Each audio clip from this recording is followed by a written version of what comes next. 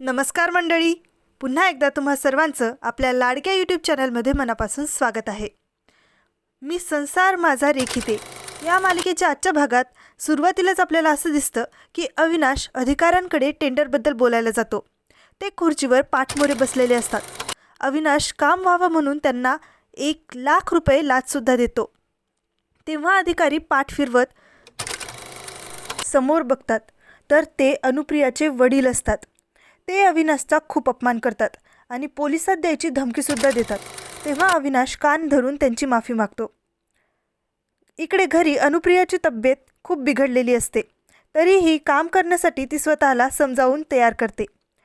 पिहूला आईची खूप काळजी वाटत असते, म्हणून ती किचनमध्ये आईसाठी नाश्ता तयार करत असते. तो सुद्धा अनुप्रियाची सासू खाऊन टाकते. अनुप्रिया कशीपशी उभी राहून किचनमध्ये स्वयंपाक करायसाठी उभी असते. नेहमीसारखा रेडिओ सुरू असतो. त्यात तुम्हाला जर कोणी त्रास देत असेल, कशाचा त्रास होत असेल तर एखाद्या वेळी नाही म्हणायला शिका असं सांगत असतात. काम करता करता अनुला चक्कर आल्यासारखं होत असतं, म्हणून ती जरा बसते. तेवढ्यात तिची सासू तिला साडी प्रेस करून द्यायला सांगते. तेव्हा अनुला रेडिओ आठवतो, म्हणून ती सरळ नाही म्हणते.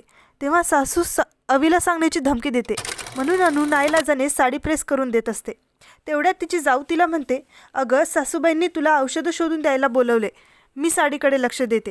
तेव्हा अनुची जाऊ सासूची साडी प्रेसने जाळून नाव अनुवर टाकते.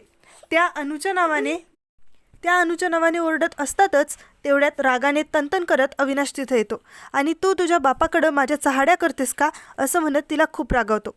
पुढील भागात आपल्याला असं दिसतं की अविनाश अनुप्रियाला वहीवर 1,000 वेळा माझा बाप हलकट आहे असं लिहायला सांगतो. तेव्हा ती म्हणते, तुमच्या आईबद्दल कोणी तुम्हाला असं लिहायला सांगितलं तर तुम्हाला काय